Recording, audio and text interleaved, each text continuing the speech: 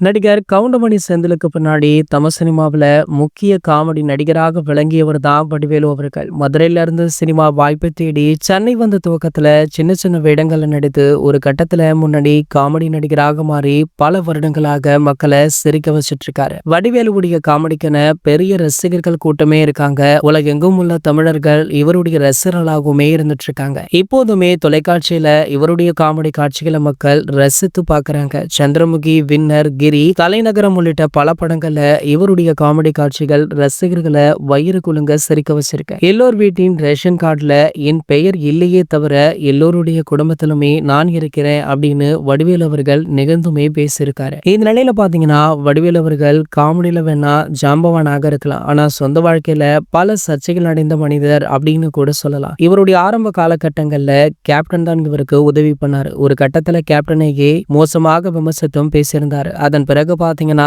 பல ஹீரோக்களுடன் தொடர்ந்து சண்டையிட்டும் வந்தாரு. ஒரு கட்டத்துல இவரை தமிழ் சினிமாவில வச்சுக்கவே முடியாது அப்படின்னு சொல்லும் அளவிற்கு இவருக்கு ரெட் கார்டுமே கொடுக்கப்பட்டது. பல வருடங்கள் கழித்து பாத்தீங்கன்னா மீண்டுமே தற்போது தலை தூக்கி ஒரு சில படங்கள்ல நடிக்க ஆரம்பிச்சிருக்காரு. இந்த நிலையில தற்போது மீண்டுமே அவர் வாயை வைத்து சும்மா இல்லாமல் பழைய பிரச்சனை ஒன்றை கிண்டியிருக்காரு. அதாவது இவருக்கும் அதிர்சருக்கும் நடந்த ஒரு மிகப்பெரிய பிரச்சனை. அது ராஜா படத்தின் போது வடிவேலு அவர்கள் ஏகே அவர்களை அவதூறாக பேசியிருந்தாரு. அதன் பின்பு அதிர்சாரும் வடிவேலு அவர்களுமே இணைந்து ஒரு படத்துல கூட நடிக்கல. இதற்கு முக்கிய காரணம் நம்ம ஏகே தான். ஏகே அவர்களுடைய படத்துல வடிவேலு அவர்கள் கமிட் ஆகிற மாதிரி இருந்தா அந்த படமே எனக்கு வேணாம் அப்படின்னு ஸ்ட்ரிக்டாக சொல்லிடுவாராம். அதே போலதான் தற்போது ஏகே 64 படத்திற்குமே ஒரு தரமான சம்பவம் நடந்திருக்கு. நம்ம ஆதிக் ரவிச்சந்திரன் அவர்களோ வடிவேலு அவர்களை போட்டா நல்லா இருக்கும் அப்படின்னு சஜஷன் பண்ணிருக்காரு. அதற்கு ஏகே அவர்கள் காட்டமாக பேசி வடிவேலு எல்லாம் வேண்டாம் அப்படின்னு ஓபனாக சொல்லியிருக்காரு. இதனை அறிந்த வடிவேலு அவர்கள் மீண்டுமே நம்ம ஏகே அவர்களை விமர்சிக்க ஆரம்பிச்சிட்டாரு. இந்த பிரச்சனை